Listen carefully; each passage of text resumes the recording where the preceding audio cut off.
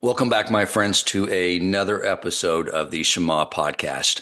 I have an episode lined up for us that I believe I will go back to and listen to again. Not to hear me. The last thing I want to do is listen to me yabbering on, but because of the content and the guest I have on to speak about it. There's a lot of ideas we discussed in this podcast. Why Hashem created the world, why we wanted this world, the purpose of it. And there's a lot of sources we've discussed from Torah, but what makes this episode so unique and why I think I will go back to it when I need to recalibrate myself and get myself focused and not distracted from the mission at hand is that her life work, the Rebbetzin Nomi Freeman, her work has been around interviewing what I would call investigative reporters, people who have had near-death experiences, gone to the spiritual dimension, and reported back on what they saw, collaborating so much of what we have learned in our Torah. But before I bring on Rebbetzin Freeman, I want to begin with a beautiful allegory I heard from Rabbi R.A. Wolbe. I think it will set the stage for Rebbetzin Freeman to come on and talk. And it's an allegory of the neshama experience in this world. And it goes like this. There is a businessman, and he learns about an island where there are diamonds in abundance. And he investigates this, and he asks around, and he does a lot of work, and he finally comes across an elderly man who tells them and confirms, yes, this island with these diamonds in abundance is actually true. I've been there before.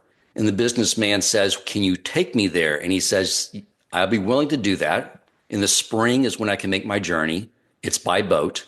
And I'll have to turn around and come back. You'll have to be there for a year, and I'll pick you up the following spring.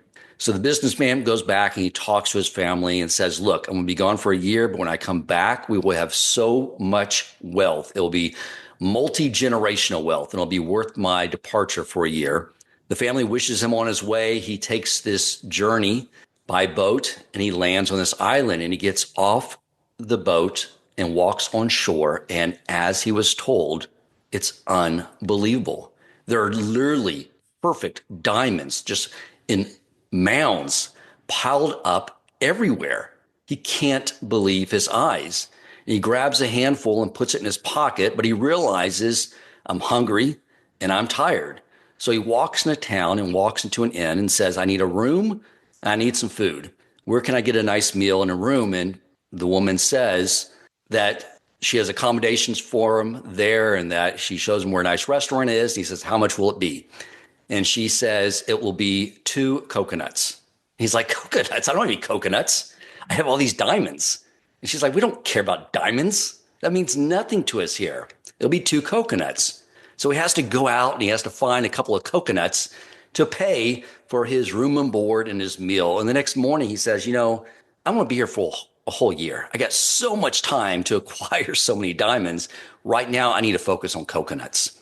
So he commits himself to learning about the geography of the island and where the coconuts are. And he finds an area of coconuts that no one else is able to harvest. And he, through his ingenuity, he's able to develop some technology to harvest these coconuts that no one else can get to.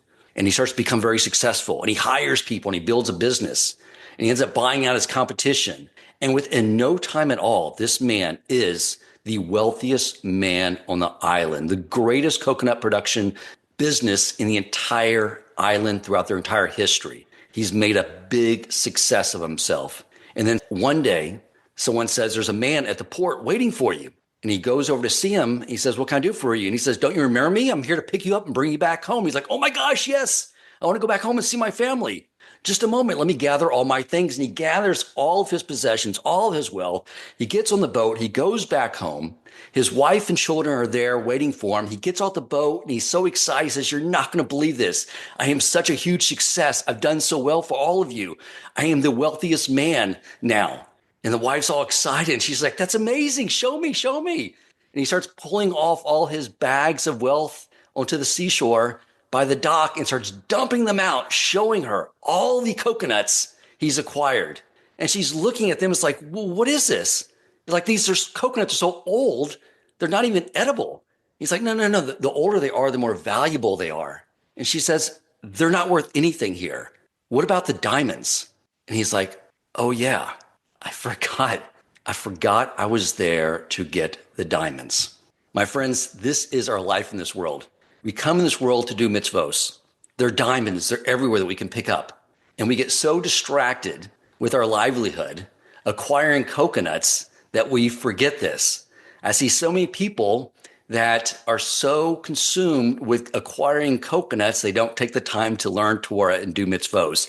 They want to hoard their coconuts. They don't want to exchange them in for those diamonds, those mitzvos, by buying kosher food because it's too expensive, or mezuzahs for my door because, every single doorway, it's so expensive. A lulav, it's too expensive. We have this opportunity, I think, and this allegory Rabbi Ari Wolbe shared with me really puts things into context. We have to stay focused. We get so distracted here. And with that, I will bring on our guest, Rebbetzin Nomi Freeman. And we're going to explore this more. And again, I think the idea here is to give us clarity so we stay focused on our life and remember the purpose of why we're here. Welcome to the Shema Podcast, the podcast for the perplexed, where Torah insights, intertwined through personal stories, as well as interviews with leading Torah scholars, demonstrate the empowering qualities of Torah and mitzvot.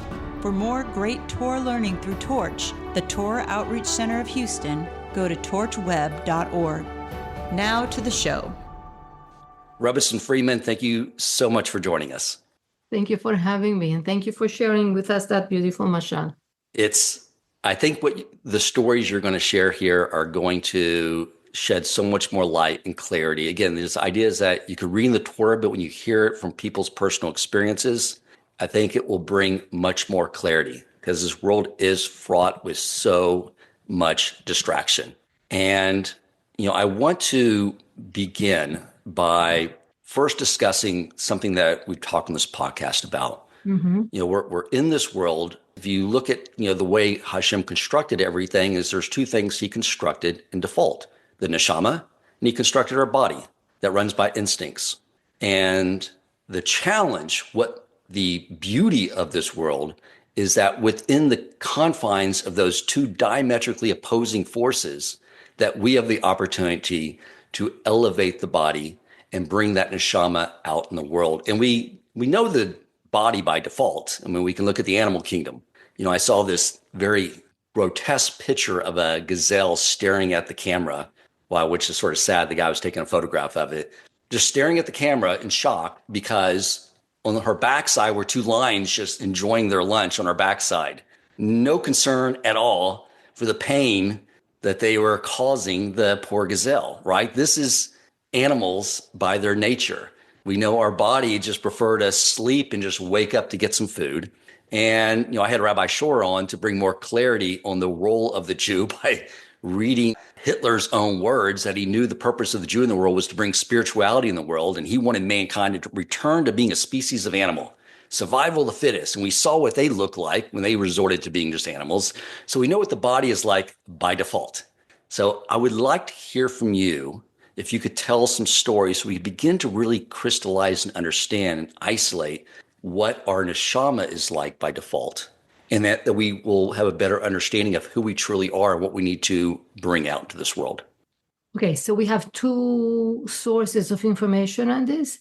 We have the Kabbalistic and Hasidic sources, and we have the sources of the people's experiences who had near-death experiences, which is what I've been researching. But I found that they complement each other and assist each other to bring us a full picture. So in Kabbalah and Hasidut, we find that the soul is the breath of God. The soul is a portion, like a chelek elokah, like a portion of God, like when God breathes into Adam a soul.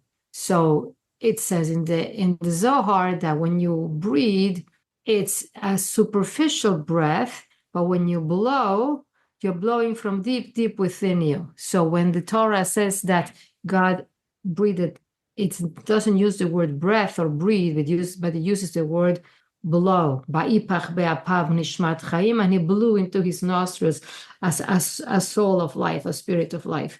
So blowing is from deep within. So we understand that the human soul that was put into Adam, the first human, is coming from the essence of God, from the depth of God. And that is who we are. We are a godly soul. When people have a near-death experience, they realize that they exist outside of their bodies. So you were talking about the body, and the people who are focused on their bodies their entire lives, they don't realize that they really aren't the body. They are the soul that's within the body, or the combination of the soul and the body. So when people have a near-death experience in which they find themselves outside of their body, they say, oh, I could see without my eyes. My eyes are lying there on the pavement, on the sidewalk, with somebody who had an accident. And I could hear. How could I hear without my ears? I'm outside of the body. And they are surprised that they are not the body. And they experience life in a different way when they are, quote unquote, liberated from the body.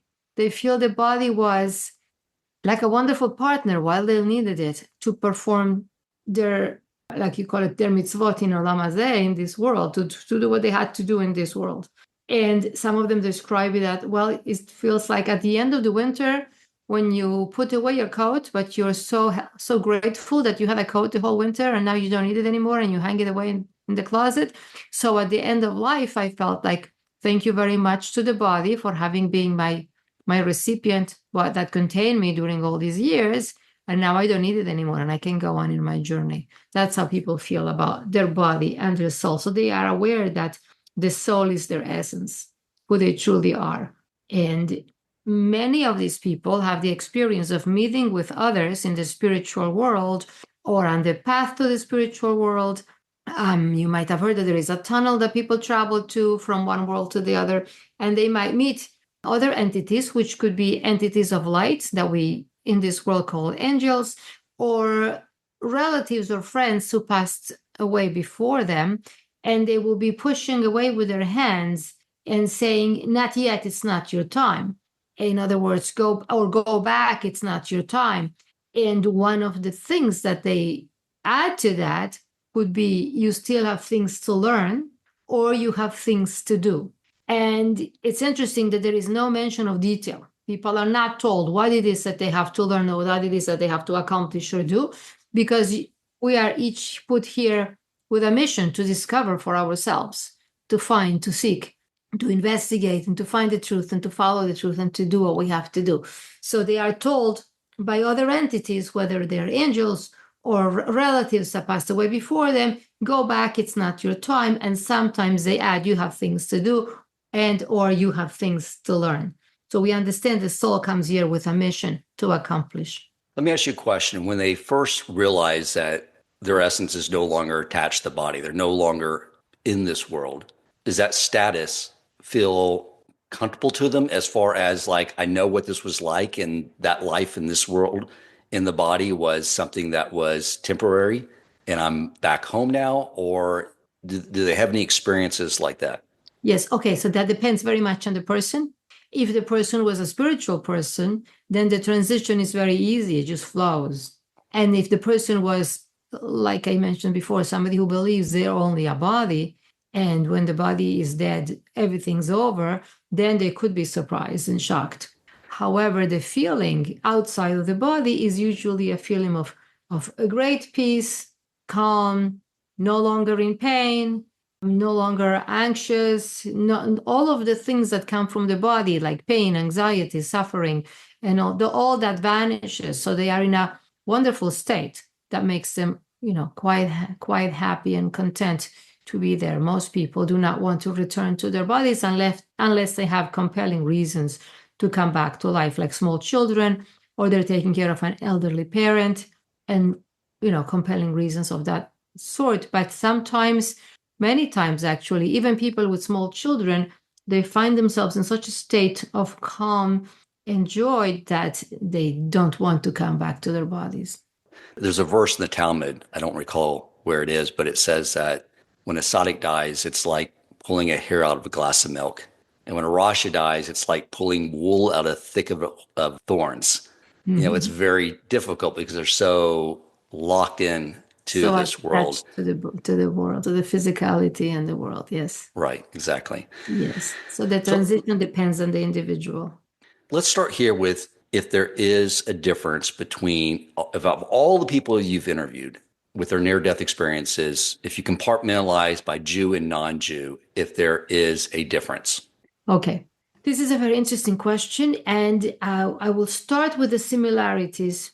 There are many, Okay. many things that are similar, that are pretty much the same, and those are the first stages. So, in other words, it's universal for people to find themselves floating above their bodies, traveling through a tunnel, in about half of the people having a life review in which they experience everything they've done, and they experience all the emotions they caused others, like living in themselves everything that they cause other people to live and to feel. And then, okay, when the experience gets to that stage already, it varies. What I would say I found to be different is that some of the Jewish people I interviewed talked about a Beit Din, which is a tribunal or a heavenly court. And some of them said the Beit Din was judging me, but they were kind and they were not tough with me. They were kind, they were supportive, they made me feel comfortable. And in their presence, I watched my life review and I saw everything that I had done in my entire life. And other people will say the Beit Din was the tribunal was there not to judge my life, but rather to determine whether I would remain in the spiritual world or return to the physical and to my body. People talk about the judgment, they talk about judging themselves. In other words, in front of this court, the tribunal, I found myself and I saw my life and I was judging myself. They were not telling me this you did right, this you did wrong. But sometimes in that sort of movie of the life review, which is experienced very vividly, there are portions of it that are highlighted. Like this you did was very important, to pay attention to this, that sort of thing. Okay, so the Beit Din is something that I found with some of the Jewish people, not everyone that I interviewed, that does not seem to appear with non-Jews. The second difference that I found was that Jewish people seem to be expected to learn the Torah and do the mitzvot, whereas the non-Jewish people seem to only be expected to honor God, to relate to God with respect, and to be kind to others. And by others, I mean humans, animals, even plants, just to be kind to everyone around you. And there's not much more expected of somebody who's not Jewish. But Jewish people, more is expected. And this is something that I experienced myself, not in an NDE, because I did not have a near-death experience, but after my father died, and I wanted to see him again, and I asked him that I wanted to see him again, and I did not know that you're not supposed to do that, because later I found out when somebody passed away, you need to let them rest and be where they are and not disrupt them. But I didn't know at the time, and I asked him. So a couple months later, when there was an important rabbi who came to speak for our community, and the rabbi was speaking to the ladies in my community in Vancouver, and in the middle of the rabbi's speech, my father entered that room where we were all listening to the rabbi, and he was very, very present. I felt his presence very, very strongly. I saw him, and while I saw him, I understood clearly that it was not his body that I was seeing, but I saw the image of him as he was when he was alive, hovering closer to the ceiling than to the floor. And he said to me, Nomi, do as many mitzvot as you can because Mashiach is coming soon. And then a few moments later, he vanished just as he had appeared. So I got that message from someone who is in that other world that mitzvot are very important. Wow. And he said Mashiach is coming soon. Yes. What year was this? This was 35 years ago. Okay. So Mashiach's working on Jew time, where it's like, I'll be there 1985-ish. So we know what that's like. Okay. So let's start with these life reviews. Obviously, time is operating differently in the spiritual realm. It's not like if I were to die tomorrow, I'd have to watch 55 years, including me napping and trimming my nails and eating food. That would be pretty boring to watch. I assume it's more of an instantaneous review of every I guess more notable items in your life. Is that correct? Is that what they sort of reported? Yes, and what's interesting to notice is that people said every detail was there. So I don't think every detail of people sleeping was there, but what they mean is every detail of what they did, they said, and even thoughts were there. Now, yes, time works differently in the other world because people could review even 80 or 90 years in a few seconds when they came back to life, to their body, like a few minutes later. And they felt that it was going at great speed, but yet everything was there. But people could have been dead for 2 or 3 minutes and have had a life review of their entire lives.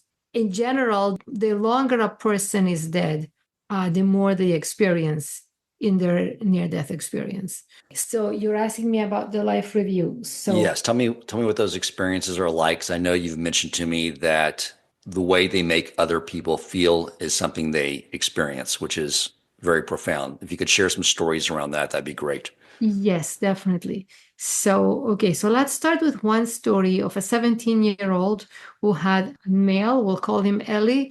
It's one of my favorite stories. And in his near-death experience, he had 3 stages. The third one included a life review.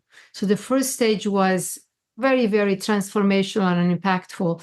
He found himself in front of what people call the living, loving light, which is the divine presence, as he called it. And he said, I was faced with this incredible infinite light that was emanating unconditional love and infinite joy. And that was a blissful state of being. And I cannot tell how long I was there because there was no feeling of time in that world. And then I was moved out of there and I went on to another place, so to call it, without traveling. I was just somewhere else and I met my grandparents who had been killed in the Holocaust. And I had never met them in my lifetime. And yet when I met them in that world, I felt like I recognized them. I knew who they were, even though I never saw them while I was alive. And I never even had seen their pictures because everything was destroyed in the war. But I recognized them. They gave me love and I gave them love back. And it was just so wonderful to be together again. And the third stage was being in front of the tribunal who made me feel comfortable and then assisted me in watching my life review. So here is what your question was. And I saw everything in my life, and thank God I had been a kind person, so I had a pleasant life review.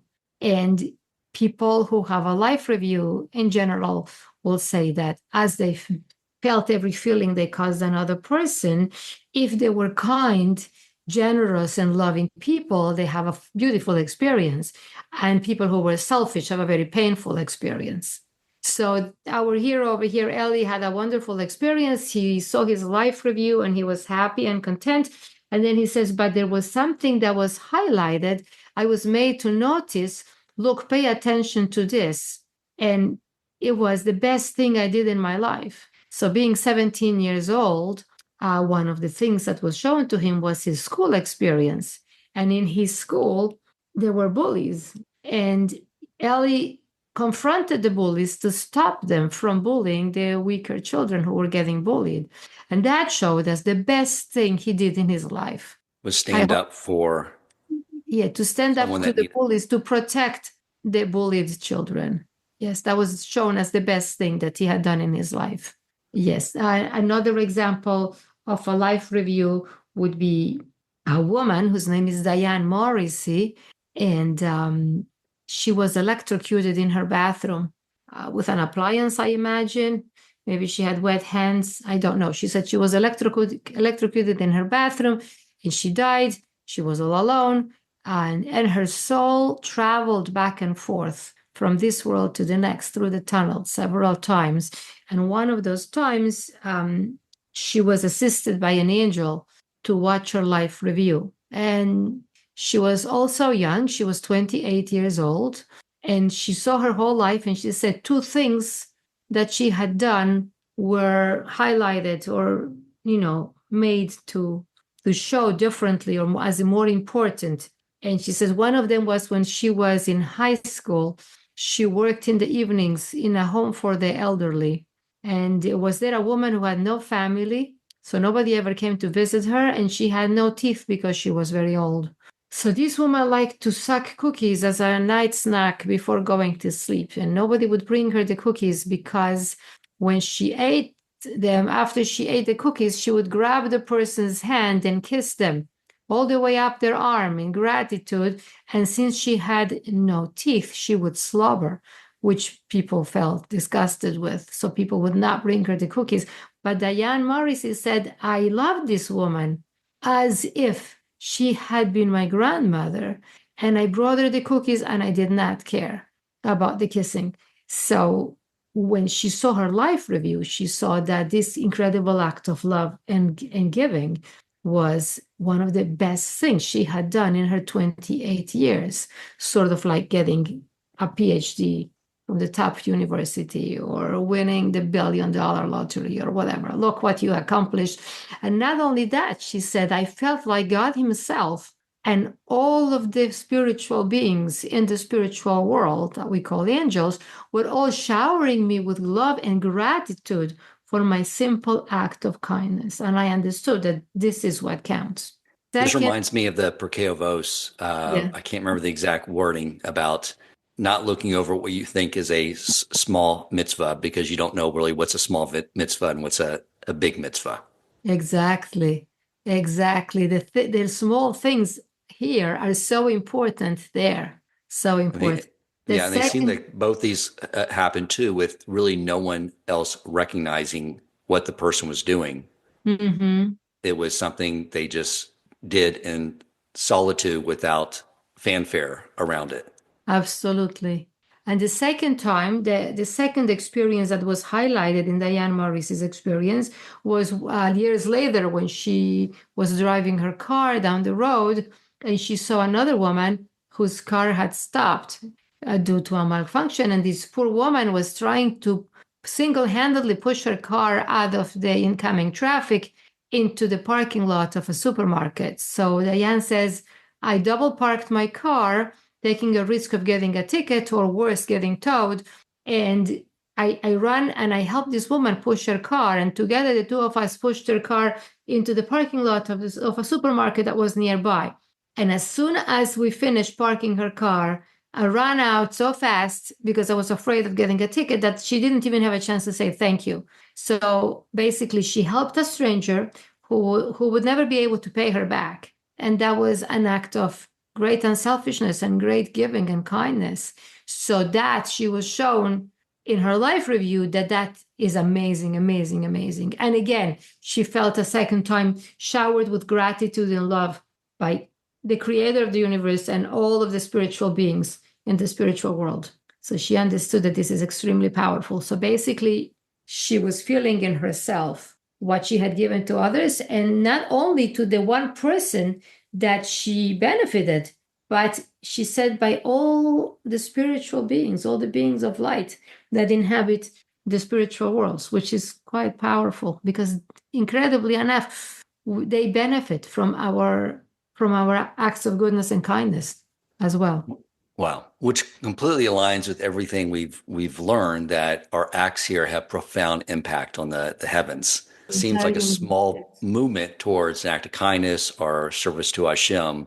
We think it's small, but it's has tremendous movements in the heavenly realm. It's nice to hear that from people's personal experiences. I like to focus more on these stories of feeling other people's feelings because it seems like, that is really the currency that we're trying to acquire. Those stories of it's how you make the other feel. It seems like in our life we get caught up on wanting to be right and win something or win an argument or get people you have to agree with me, and I don't think those play back well in a life review. The things only play back well in life reviews how you made the other person feel. Yes. And it makes me think of the 8 levels of tzedakah giving by Maimonides, right? Where the least holy level is to give begrudgingly. Because why? Because you make the other person feel bad for taking the money. And it all goes all the way down to giving anonymously, to giving to where where a third party is giving away the money. So the person receiving the money knows that whoever gave the money, they know the other person doesn't know who they are. So they don't have to walk around feeling like there's someone out there that knows they had to help me out. Right. And the number one is you give a person a business loan, you get them a job, because then you get them out of a state of giving. That gives them the best feeling. And so they all move, the levels of holiness of giving all correspond with the way you make the other person feel when you give. That's it. Yes, correct. Okay. So stories about how you made people feel. Okay. There are so many. I would like to select a few and probably keep it short with each one. One of them is a story of a man who was described as a type A personality, very intense, very demanding, and not so pleasant. So his wife, his family, and he was a manager, and his office, all the people who worked under him, they were basically stressed out or in fear. So, as sometimes happens to people with such intense personalities who drive everyone else crazy, they drive themselves crazy as well. He had a heart attack at an early age, and he died. But they took him to the hospital. He was resuscitated, and he survived. When he returned home after a while in hospital, his wife could not recognize him. He was a changed man. He was gentle, he was patient, and he was kind. Whereas before the heart attack, if they had a date night and they had made reservations at the restaurant, if she was 5 minutes late getting her makeup on or anything, he would start yelling and he would make the entire night miserable. He would completely ruin the date for her. And the whole night he would be going on and on. Why can't you ever be on time? Why do I always have to wait for you? And on and on and on the whole night until she wished she hadn't gone out. And after his heart attack and temporary death, he was completely the opposite. It's okay, honey, take your time. The restaurant will still be there when we get there at whatever time, and it's fine. Right. And to the extreme that he had to work very hard not to get divorced because she was so shocked she could barely cope with the change. His wife could barely cope with his changes. So they asked him basically what happened. And I guess when he had a life review in his near-death experience, he felt all the pain and stress he had caused his wife, his family, his co-workers, the people under him at the office. And he realized that he had completely messed up his entire life by being this demanding, begrudging person. So he completely changed until people couldn't recognize him. So that's one example. So it was making me think of during the days of repentance that Hashem tells us before we do teshuvah with him to go out and do teshuvah with each other, to make things right with the relationships. Is not to get you sidetracked off. I want you to stay on this topic, but can you speak to what happens when we do teshuvah? I mean, is there a way of removing those blunders in our life with other people by asking their forgiveness and recognizing we messed up? Very, very important question, because when people hear about the life review and the impact we have on others and how we are responsible for every detail of everything we have done, it's frightening. So people get shaken up by this and they want to know if there is a way out. And there is only one near-death experience that I am aware of where a person was shown what could be accomplished with teshuvah. And it's a story that's pretty different than all the other ones, because in all the stories where there is a life review, people see sort of like a movie of their lives. And in this story, there is a woman, fairly young, who for whatever reason died and went up to the other dimension. And what she saw in that place was an old man, what looked to her like an old man with a white beard and holding a book. And as she's looking, she understands, because everything there is knowledge uploaded to you. So she understands that the book the man is holding is the story of her life, and she really wants to see it. So in that world, communication is mind to mind. You don't even have a mouth, even if you have a semblance of your previous body. So she thinks to the man, "Can I see the book?" And he smiles and hands her over the book. And she opens it and she sees it's written in gold ink on white paper, whatever it is. and a white background, and she starts to read, and she says, yes, I recognize this. This is a story of my life. I remember when this happened. I remember when that happened. But wait a minute, why are there blank spaces? And as she's turning the pages, she sees that once in a while, there is a blank, like an entire paragraph that's missing. And she looks up at the old man and she thinks, why are there fractions of my life missing? Why are the paragraphs here seem to be removed? And the old man smiles and informs her mentally, those are things you did that were not right, but you took steps to correct them. So they have been deleted from the story of your life. Oh, I like hearing that. There's lots of scenes in my life I hope are deleted out. Yes, we all wish we hadn't done certain things and we want them deleted. So that's what were his words. You took steps to correct them, and steps to correct them could be to apologize, but it could also mean to make a firm decision that I'm no longer that person. I'm no longer doing that. Now I am this kind of person and I'm doing this instead. Yes, I have another story if you still wanted more about please. The feelings of others. And this is with a child. And the name of this child is Glauco, and he is from Brazil. So Glauco was an 8-year-old child when his father went fishing, and he had 2 older brothers just a little above him, probably 10 and 11 years old. And the father went fishing, and the mom says, oh, take the boys. It will be so good for them to have time with their father. So, okay, fine. The father says he takes the 3 boys, and they go to the river. And the fish are not biting, so the father says, I'm going to go higher up in the river.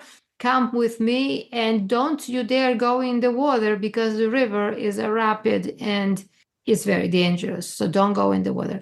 But the father made a big mistake. He walked in front and left the 3 boys behind him. So the older boy thinks, the 11-year-old thinks, it would be so much fun to touch the water. And he thinks, if I hold on to that bush, the water will not carry me away. So the oldest boy holds onto the bush and goes into the water. But what do you know? The water is very powerful and it pulls him away from the bush and he's drowning. His younger brother, the middle brother, sees his brother drowning and says, oh, I must save him, even though he's not able to. He jumped into the water thinking that he could do something to save his brother. But of course he couldn't. So he's drowning too. Finally, the 8-year-old says, both of my brothers are in there. I must be there with them. So he jumps into the water and he drowns. Very strange reasoning, but these are small children. So Glauco, the 8-year-old, tells us the story of what happened to him. He says he was welcomed by a being of light who came to sort of escort him on his trip. And as he is moving on, he's shown his life review, even though he's 8 years old. And he sees everything he's done, and he sees some things that are outstanding, both in the positive and in the negative. So starting with the negative, he sees that one day he goes to a car parked outside his house, which does not belong to his family, and he has a key. And he uses the key to scratch the car because he's a small child and he doesn't know what he's doing and he's causing damage. Or he's being irresponsible. So he scratches the car, makes a little picture or whatever with the key that he has, and then he goes home. So in his life experience afterwards, he doesn't know anything else about the scratch that he made in the car. But in his life review, after seeing himself scratch the car and going home, he also sees his neighbor who owns the car coming and looking and seeing the scratch in the car and being very, very distressed and thinking how expensive it's going to be to fix it. And then, furthermore, he sees the owner of the car going into his house and telling his wife about it. And he feels all the distress of his wife as well. So this poor little boy turns to the angel, feeling all the distress of his neighbor and his wife, and he's so heavy with guilt and pain. And he turns to the angel and he says, but I'm only 8 years old. And the angel smiles and says, these are just lessons, meaning we're not punishing you. We're just showing you what happens when you do something without thinking or when you do something without caring to another person. So this little 8-year-old was made to feel all the suffering that he caused the people who were affected by his careless action. And furthermore, he sees a positive action. Glauco lived in Brazil, and unfortunately, there are many homeless people in Brazil, including children, which is so tragic. So one day, Glauco went to the park and met another child his age who was wearing torn shoes and torn clothes and very hungry. So Glauco says, well, are you going home to your mother to eat? And he says that he doesn't even know where his mother is. His mother left him in the street and ran away, and he's been homeless, and he has no one to care for him. So Glauco says, oh, come to my house. My mom will give you food. And Glauco takes this other boy to his house, and the mother puts them both in the shower and tells them both to shower. And Glauco shares his own nice and clean clothes with the stranger, homeless child after the shower, and his mother gives them both a warm, delicious dinner.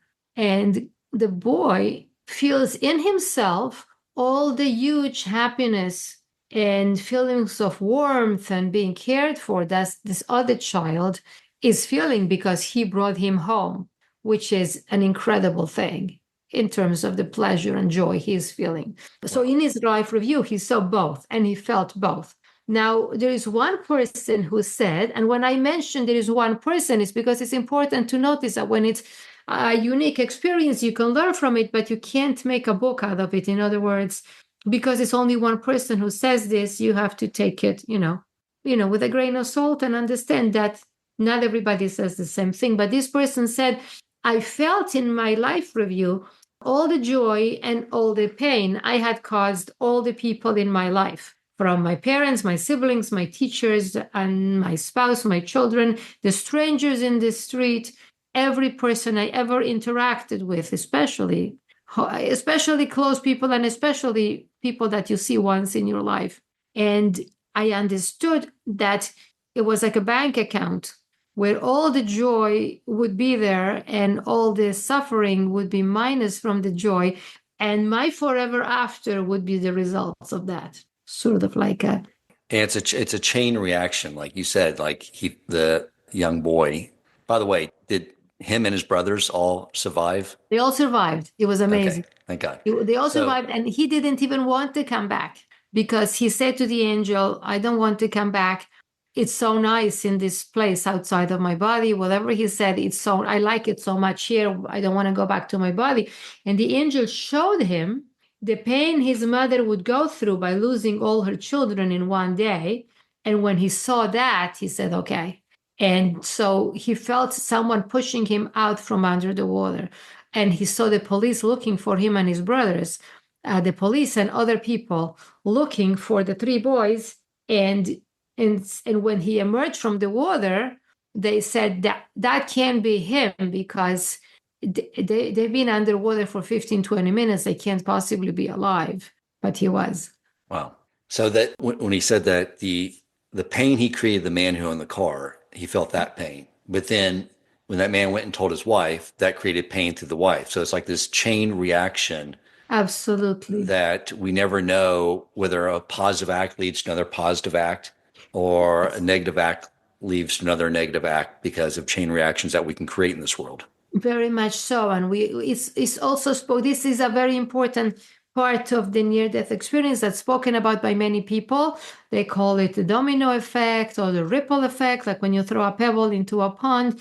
And one person described his experience as being in the other dimension and seeing rows and rows of people that he had affected, that he had touched in his lifetime, for the better or for the worse, like a huge, long line of people that he had interacted with throughout his life. But he said behind each one of the people that I interacted with, there was another line with the people that they touched because of what I did with them or to them and so on.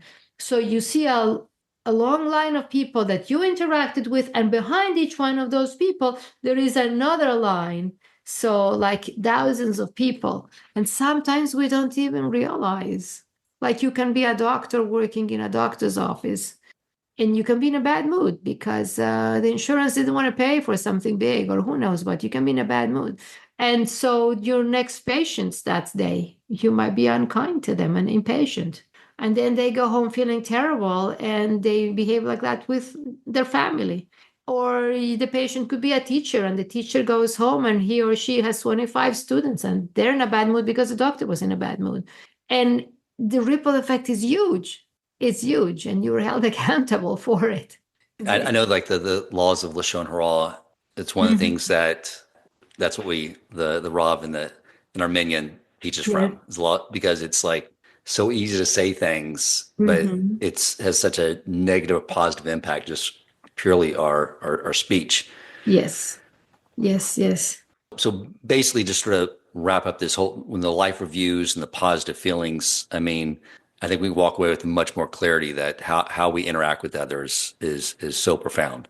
You know, I have a friend of mine who's like the exact opposite of me. He's a total extrovert, and he's a very close friend of mine. And I know he's very challenged with finding a wife. You know, he's a Baal Teshuvah. He's in his late 40s. It's a struggle. However, he never lets that, even though I know he's struggling with that because we're very close, but when he's out and about, when he comes here to stay in this community, like he makes every single person laugh. He engages everyone. Like he leaves everyone with a very positive feeling, you know? And I told him, I was like, you don't understand the spiritual currency you have by always just getting outside of your own little things and just focus on making everyone laugh and feel good about themselves. Like you're like the Elon Musk in the heavens with how much kindness you bring to everyone. Yes, because there in that world, your wealth is the light that you bring with you. Beautiful. Yeah. We have time for a little story about the light. Yes, please. I want to discuss that as well. So my friend Liba, she had a near-death experience when she was around 20ish, and she was at a swimming pool, and she climbed up the ladder to dive into the pool, and the ladder collapsed, and she fell, banged her head very, very badly, and her head broke open pretty much, and she died. Anyway, so she told me the story more than once because I was so interested. And one of the things she told me is, okay, so she was, as everybody else, she was floating above the body, seeing everybody else panic and scream and call an ambulance. And then she's rising higher and higher. She's traveling through a tunnel. She gets to a world of light. And her experience was that she was in front of the tribunal. And she said, I was completely chill, calm, relaxed, and happy. I didn't care either way. The tribunal was judges that were sitting in a semicircle. Those in the right side of the circle were the judges of kindness who were saying, she's so young, she hasn't had a chance to live, let her go back to her body. And the judges on the left side are saying, no, she died, she came here, she has to stay. And in the center, in between the two sides, there is a entity of such incredible light that it was blinding, and she realized that there was someone in that light, but she could not distinguish who it was due to the very powerful light that entity emanated. So the two sides are arguing back and forth. She did not understand their words, but she did understand the general idea. And then the entity in the center banged on the whatever kind of table they have there, and the verdict was made that she's dead and she's staying here. But at that moment, another light came in from the side, which was also extremely powerful and almost blinding. But she did realize and was very aware that that light was her grandmother. And I asked her, why did your grandmother have that incredible light? And she said, my grandmother lived through the Holocaust, but she lived in America. And when ships were coming from Europe with Jewish refugees or anyone who was escaping Europe, she would find out, and she would go to the port, and she would welcome the people escaping the Holocaust and coming to America. And she would welcome them. And even though she was not a wealthy person to give them money, apartments, clothes, or anything, she had a smile and a hug and a warm welcome for everyone. And she would comfort them and tell them, this is America. Nobody's trying to kill you here. It will be fine. We will help you. We will help you find a job. We will help you find an apartment. And things will be so much better very soon. And with that, she completely changed her experience from coming in tremendous fear of the unknown and the uncertainty, and telling them it's going to be okay. There is someone here who cares for you and who will help you and support you. And she did that for a long time. And after the war was over, and this was no longer necessary, she continued her work of doing kindness. She would go to the hospitals and visit the sick. When a woman would give birth, if she had other children, she would go to the house and cook for the family and take care of the other children and help them with homework or do the shopping, whatever was necessary. She lived a life of giving and kindness. And that's what gave her that incredible, almost blinding light in that world. And I am venturing to think that perhaps that was the reason maybe why she was able to come into that space where the heavenly court is, which nobody else is allowed to enter. And she was able to enter that space, and she pleaded for her granddaughter, Liba, that she be allowed to return to her body and to life and live a life where she could get married, have children, and just live life and do what she had to do. So this was incredible. And she cried and begged the authorities in the tribunal. And the most incredible thing is that they reconsidered the case. They had already made a decision, a verdict, that Liba was staying in that world. And they reopened the case. They discussed it again. And they said, okay, she's going back. So again, there was a bang on the table. And with that bang, Liba says, I felt myself pulled downwards and like sucked with a vacuum cleaner, sort of. Like if I was a speck of dust picked up by a vacuum cleaner, sucked downwards. And I fell all the way back down and slammed into my body and opened my eyes in the hospital where the ambulance had taken me and the doctors were caring for me and sewing up my head. And nowadays, Liba is the most amazingly kind, loving, and giving woman. I mean, after having such an experience, Wow. It really touches you and changes who you are. So this is the great light that the grandmother had, which brings me to another very short story of a woman who died, went to the other world, and in that world met other souls. And she said every soul had light, but they did not have the same amount or type of light. I looked at everyone, and some souls were very bright, some were less bright, and some were a small little light, like one of those night lights you leave for the children in their bedrooms at night. And then I looked at myself, she says, and I thought, I wish I had more light.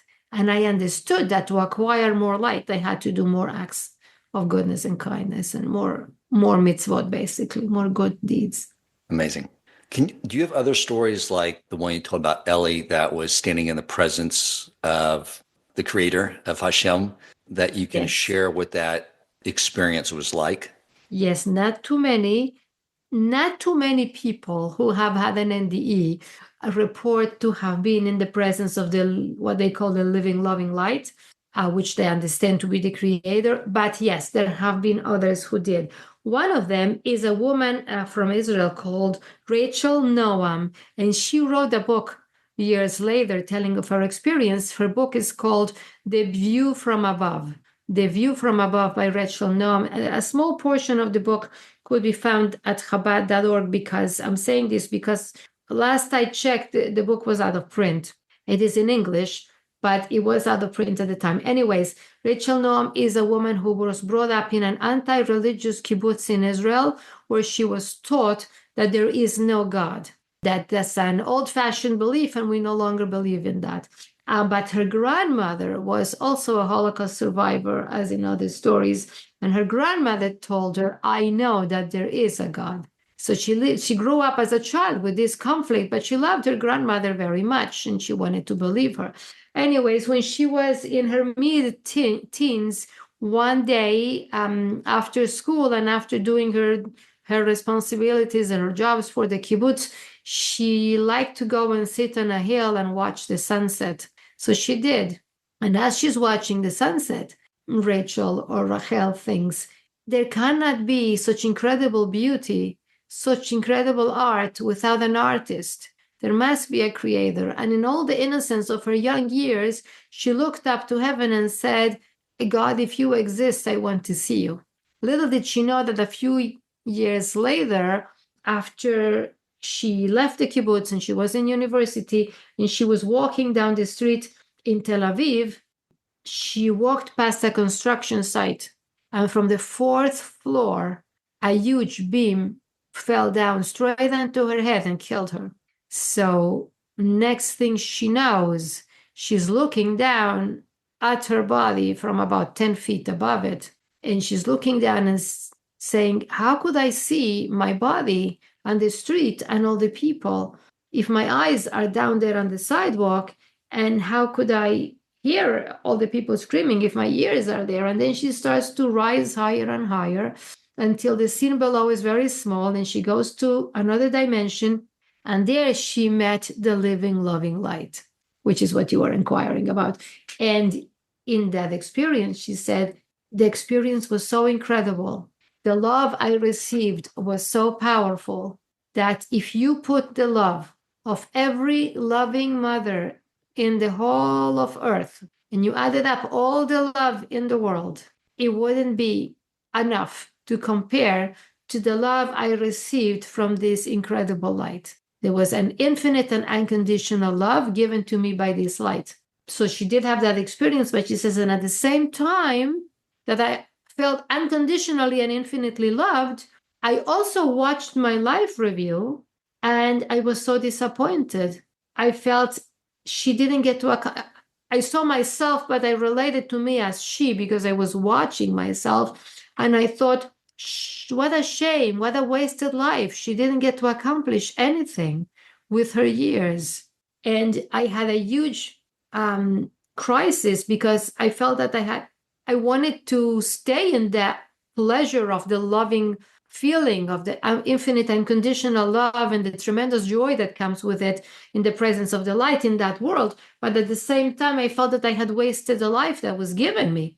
And also she had a boyfriend who she wanted to marry and build a family. So she was in that huge conflict. And finally, she said, I decided I wanted to go back, get married, and live my life. So I asked the light, can I please have another chance? And I was sent back. So yes, this is another example of someone who was in the light, and it completely transformed her life. Wow. She came out of the experience, and even though she grew up in the kibbutz where she was taught there is no God, she devoted the next 7 years to search for God and for the meaning of life. And it took her 7 years to discover that was in the Torah. Even though she was living in Israel, it took her 7 years to discover that she could find everything she was looking for in a life of Torah and mitzvot. Beautiful. So we all read that Hashem loves us like the amount of love a parent has for their child, it's like a billion times that. Yes. But in our life, sometimes we have these challenges. And I know I hear a lot of people like, Hashem's punishing me. He's mad at me. It doesn't seem like that's the case at all. It's just as it says, Hashem is just full of love, and everything he's doing is for the good. Did anyone have an experience where they were able to inquire about that? Like, I'm having these challenges. Why are you doing this to me? And we're able to get clarity on those challenges that really was coming from a place of love? Yes. Not too many, but we do have cases. And I want to address it from two different perspectives. One is the personal one, and one is the universal one. People who died and faced the divine presence and asked, why did you give me all these challenges? Why did you give me these terrible parents? Why did you give me this problem? Why did you give me whatever? They were shown retroactively what came before their birth. And they were shown that we all need to have a process of spiritual growth and achievement. And apparently, we choose challenges before our birth. So they were shown before you were born, you were given the opportunity to choose a roadmap for yourself, for your personal growth. And you chose certain challenges for yourself. People chose parents, people chose situations. And as incredible as it is to us when we are here inside the body, in the pain of the situation, that we chose these challenges in order to develop spiritually and to grow and to achieve higher levels. And this is what I'm getting from the end years. And what we learn in Hasidut and Kabbalah is that it's a yerida letzorech aliyah, which is a descent into the world in order to rise higher in the other world. So basically, the soul in the other world is basking in the joy and light of the divine presence, but it feels lacking because it didn't do anything to deserve it. So it's sent down here to the physical world where it can serve and achieve and then rise, when it goes back, rise higher than where it came from and feel, oh, okay, I worked for this and I deserve it. That's from a personal perspective of the individual. But there is a woman who had an interesting experience that she didn't ask about her own life. She asked about the world. She asked about the Holocaust. So this woman's name is Beverly Brodsky, and you can look her up. And when she was a child or a teenager, she did a project for school on the topic of the Holocaust. And the more she researched and the more she learned, the more angry she became. She said, how could God do this? How could God do this? Anyways, her personal life was also very challenging. So she ran away from her parents. She moved from the East Coast to the West Coast. She was in California. She got a boyfriend. She was in the back of the boyfriend's motorcycle. He was driving recklessly. They got in a terrible accident and she died. And she went up there and she was welcomed by the loving, living light. And the loving, living light, and I think this is somewhat humorous, said to her, do you have any questions for me? And she's like, you bet I have questions. Why did you allow the Holocaust to happen?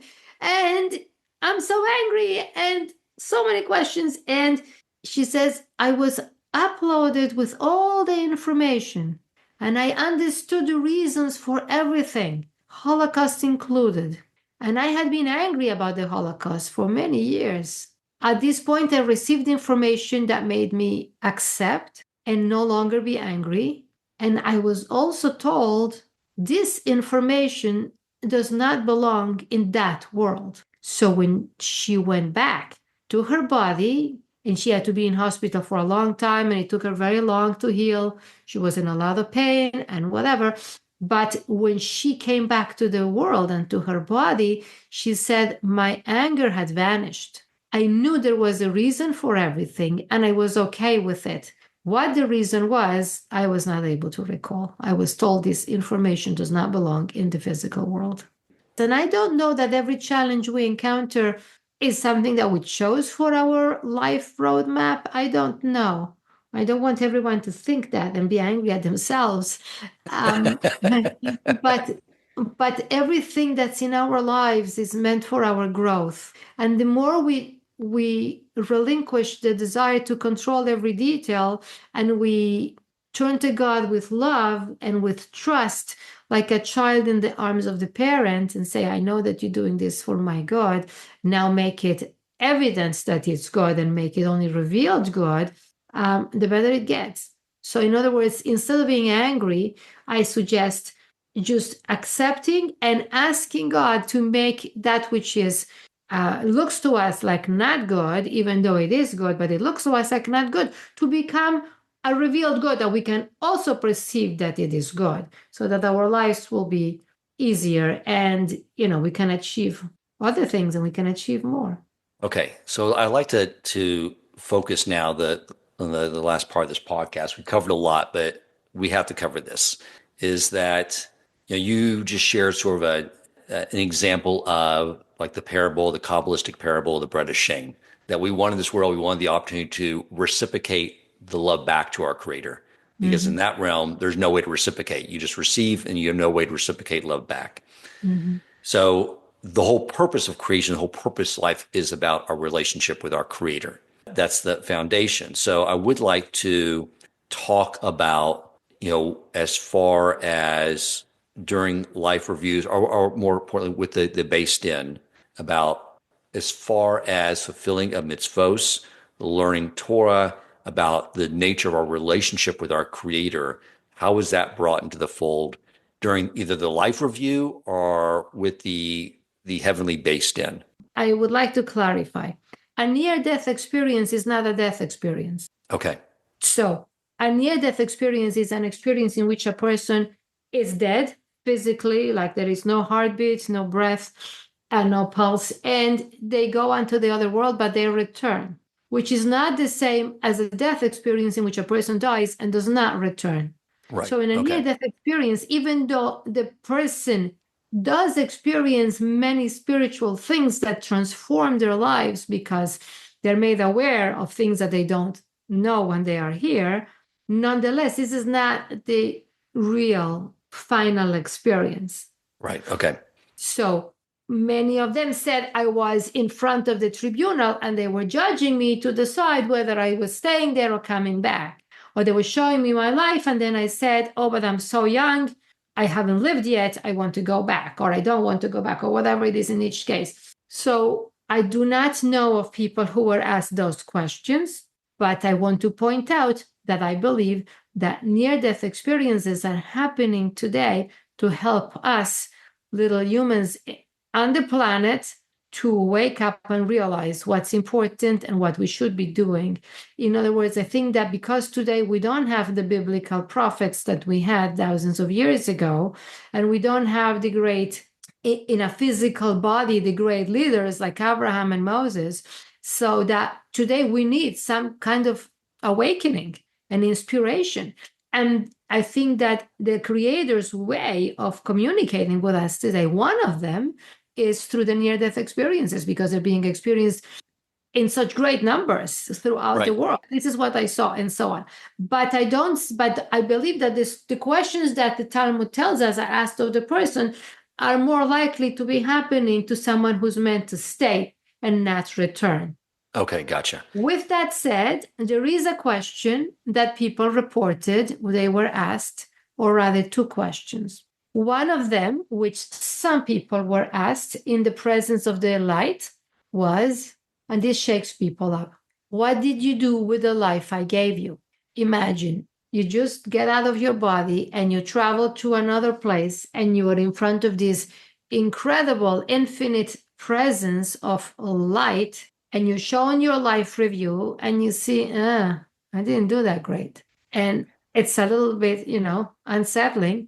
And then you're asked by this incredible light, what did you do with the life I gave you? You want to come up with an answer because it's so embarrassing. Yeah, I gave you a life for you to do something. What did you do with it? So that's one question. Right. I was going to say, no one's going to look back at all the shows they binge watch on Netflix and say, I did that. Or I watch Sunday football. It's right. Yes. And the other question that some people were asked is, as they are watching their life review, there might be a pause or a focus on a specific event in their lives, and they might be asked, what was in your heart when this was happening?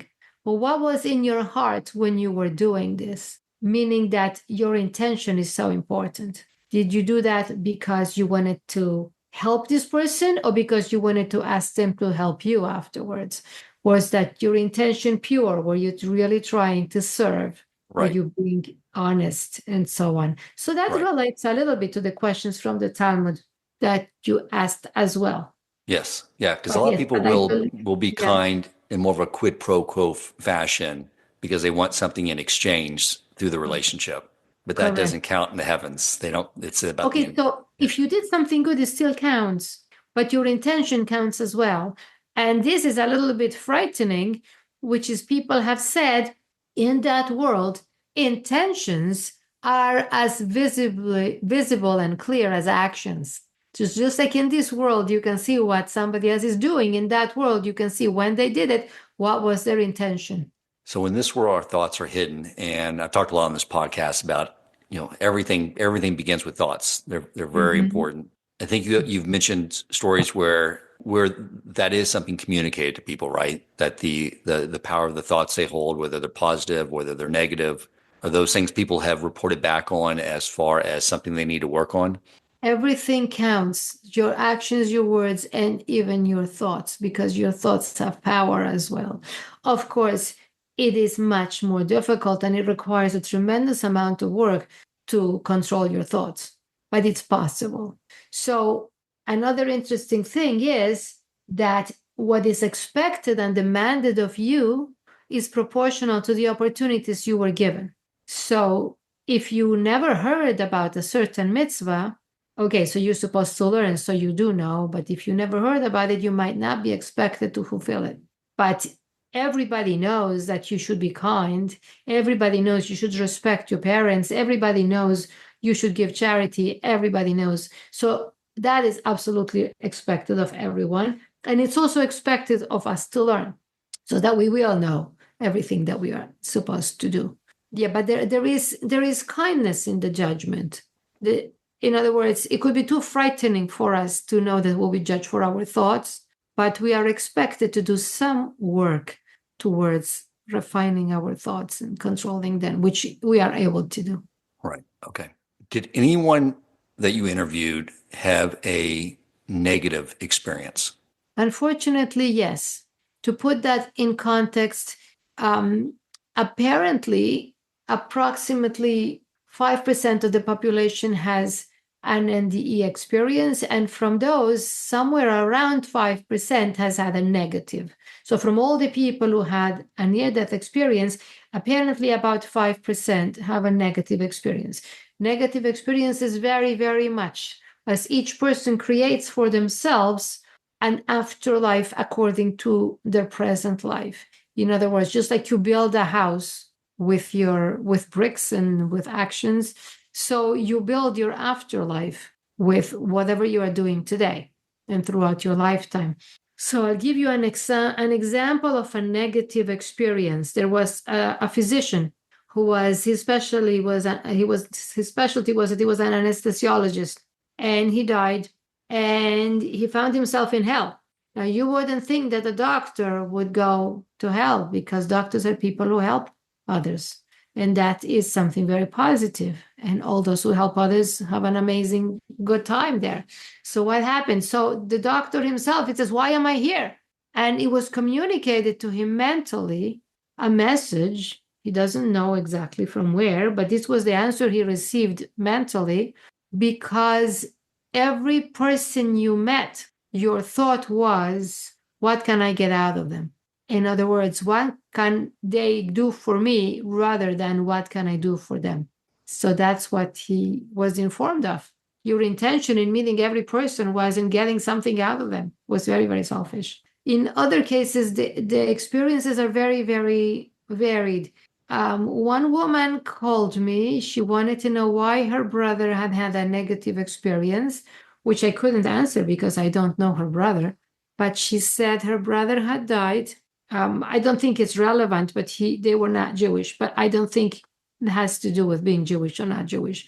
I think everybody is expected to be a person who believes in God and is kind to others. And if you're Jewish, then you have to keep mitzvot. But this man was not Jewish. I don't know what kind of life he led, but his sister told me on the phone, he found himself completely alone. He was in a place where he felt he was alone in the entire universe, and there was nobody else and nothing else. So talk about solitary confinement sort of situation. I was unable to answer her question, as I have no idea what kind of person he is. And his feeling was that he was there forever, which is not so. People don't stay in that situation forever, but just the feeling when they are there is that this is going on forever. They don't have a feeling of, yeah. So that's one example. Another example is, it's painful for me to talk about it. So I'm trying to avoid it, but it's important. So let's face it. People who are angry. So you think that the opposite of love is hate, but anger is also the opposite of love.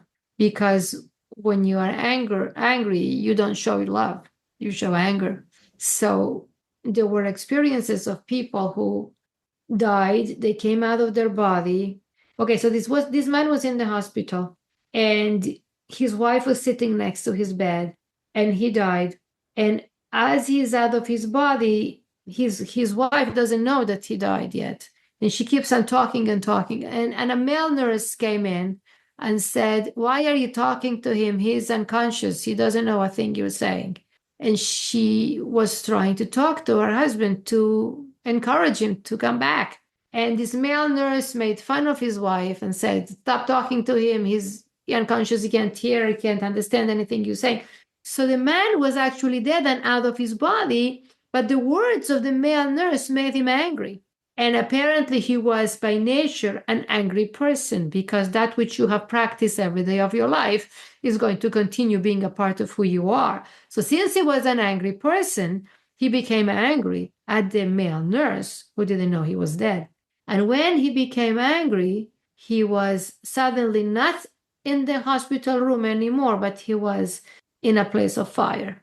So there are different types of negative experiences, and they are impacted both by how we treated others and by feelings of love or feelings of anger. People said all you can bring with you to that dimension is love. What you did with love, what you said with love, and what you thought with love. Plus, that's your wealth and your light. Plus, your knowledge. You can bring two things, love and knowledge. So acquiring knowledge is also very important. Okay, does that answer your question? Yes, it does. And that course coincides with Torah, that the foundation of the world is Torah, mitzvos, and acts of loving kindness. Correct. That's what we say every morning before we start prayers. I accept upon myself the mitzvah of loving others as myself. And the meaning is so profound, as yourself, because they are yourself. People out of their bodies felt there is no me and you. It's impossible to benefit another person without benefiting myself. It's impossible to help another without helping myself. And it's impossible to hurt another without hurting myself. We are all one. Anything else you want to share? This is just like so enlightening. It brings clarity to all these things we learn about in the Torah, but really, I think. Yes, I do want to share about knowledge, because we barely touched on knowledge. We spoke mostly about love and kindness, but knowledge is important as well. As we mentioned before, that people who were sent back, they were told, go back, you have things to do, and go back, you have things to learn. So for a Jewish person, learning Torah is very, very important, required, and basic. I would like to share with you a story about learning Torah. Please. So Rabbi Mendel Glukovsky grew up in Toronto, and years later he moved to Israel, where he opened a Chabad center in Rehovot, and he used to come every year, once a year, to visit his mother in Toronto. Now my family and I, we lived 13 years in Toronto, and when Rabbi Glukovsky would come to visit, he would usually address the community. So one time there was a Melave Malka, that is a Saturday evening dinner, and he was the guest speaker, and he told this amazing story. So he says, of course, he speaks English, but he has this Chabad center in Rehovot, Israel. And one day, an older lady says, her name is Sarah, comes over to him and says, Rabbi Glukovsky, because this is Israel, there are so many Torah classes, but they are all in Hebrew, and I came to Israel already older. It's hard for me to learn a new language. I want to learn Torah, but I don't understand Hebrew. You speak English, Rabbi. Would you give a Torah class in English? And the rabbi thinks and says, well, yes, Sarah, if you organize the Torah class, I will teach it.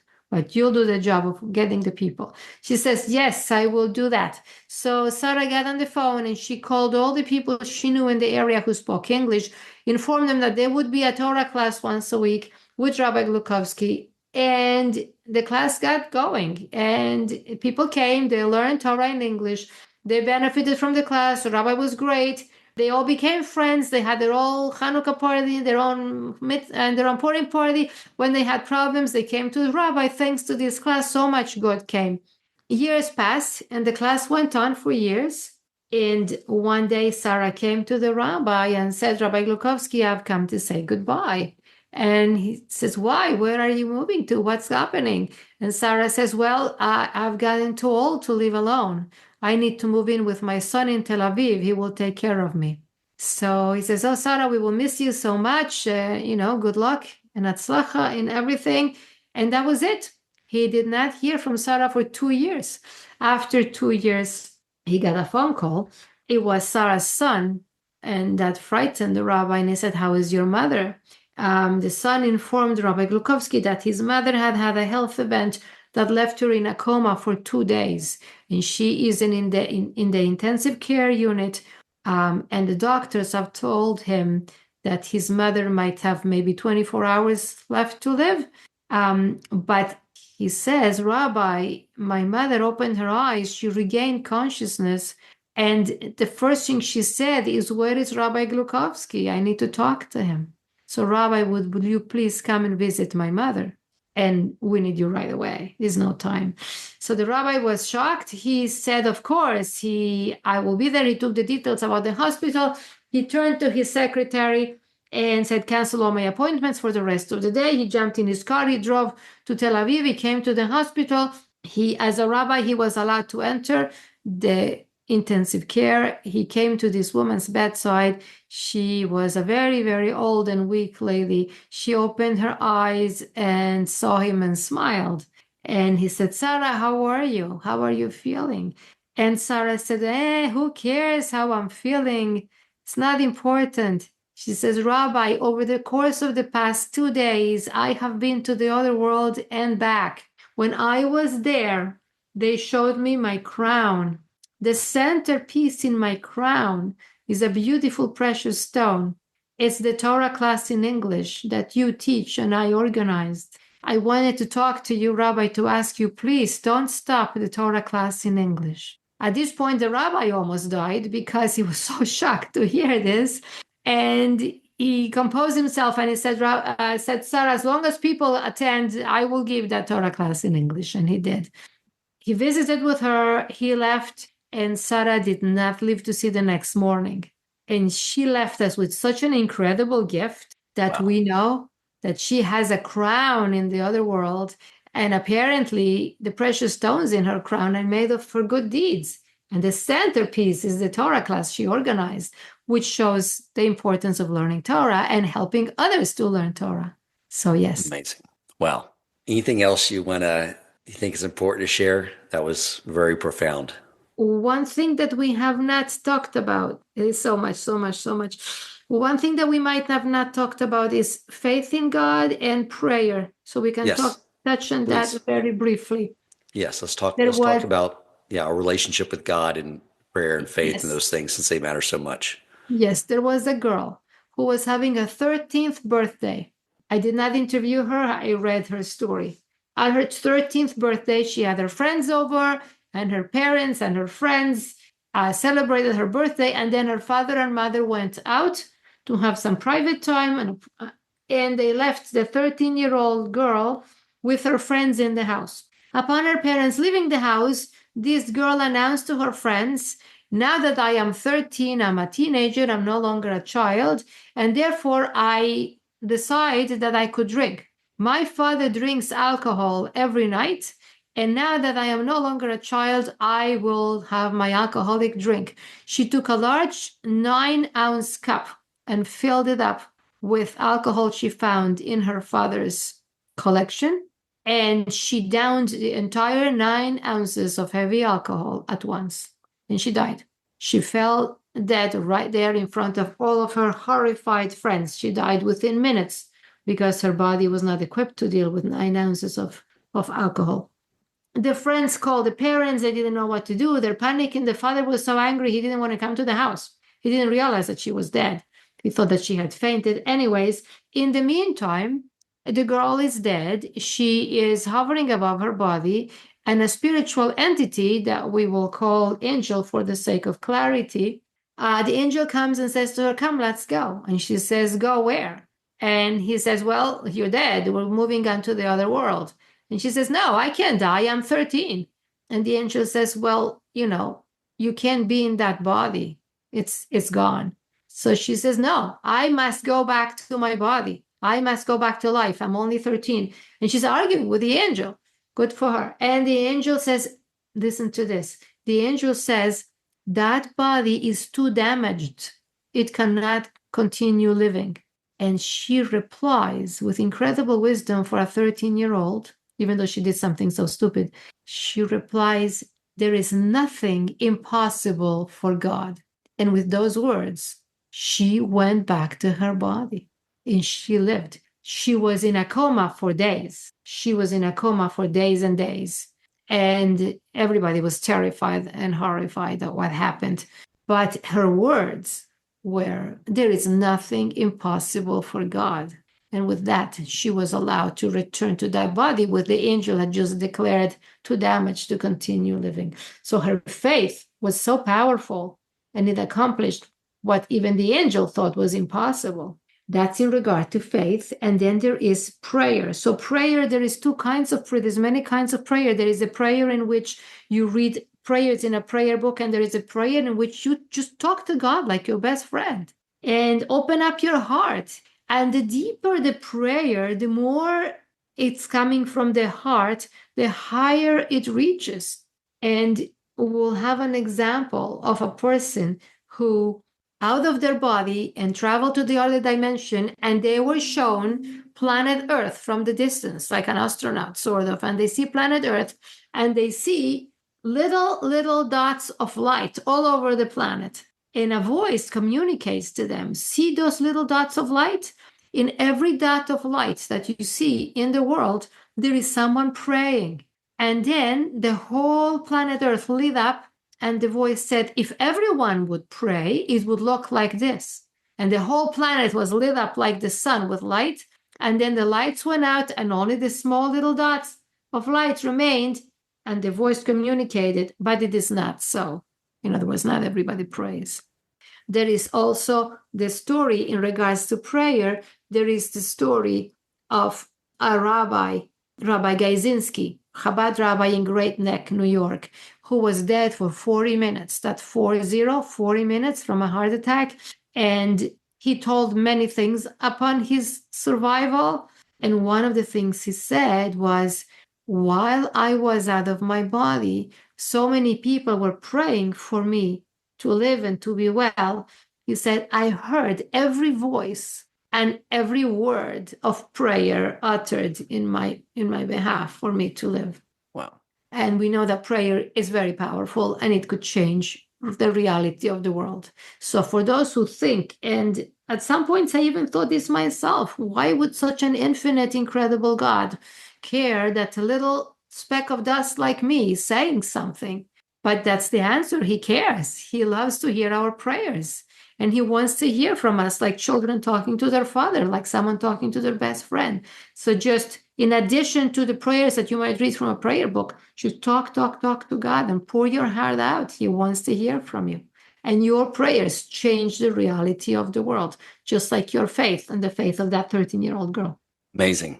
So if we're going to wrap up, I think I would like to conclude with what I usually conclude with, which is things that I want to think about on a daily basis in order to live my life, as it's meant to be lived.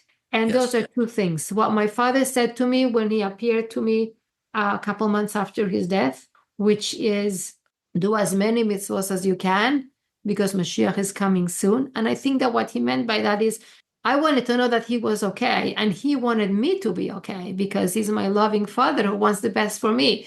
And being in that world called the world of truth, where truth is not hidden like in our world, he sees that every mitzvah that we do is so powerful. And he wants me to be wealthy with that kind of light. And he wants me to do as many mitzvahs as I can. And that's my message for everyone who's listening. Do as many mitzvahs as you can, because that will be your wealth. That will be your light. And the second, which is a question, which I like to think about regularly to encourage me in my path, is what did you do with the life I gave you? If you live every day with the knowledge that at the end of the journey, you need to answer the question, then your life will be different because you know that you are here to do, to learn, to accomplish, to love, and to give. So let's leave our listeners with that thought. What did you do with the life God gave you? Beautiful. That's the correct way to wrap it up. I'm so inspired. I mean, it's just good to hear that. This world is, as I sort of opened up in the introduction, it's full of distractions. Mm-hmm. There's so many ways to just waste the time we spend here.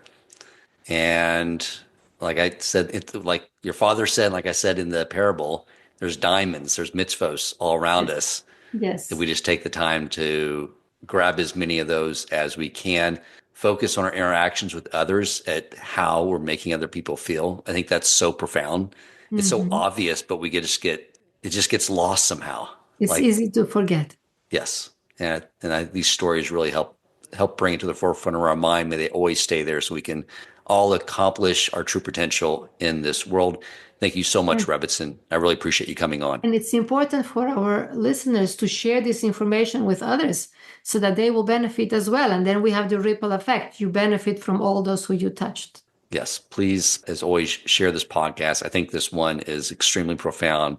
Yeah, don't let it just have a positive impact on you, but share the positive impact with others by sharing this message from Rebbetzin Freeman with everyone you know. Thank you so much. If you enjoyed this episode, please consider supporting Torch so they can continue to spread Torah wisdom to the world by making a donation at torchweb.org and clicking donate in the top right corner of the page.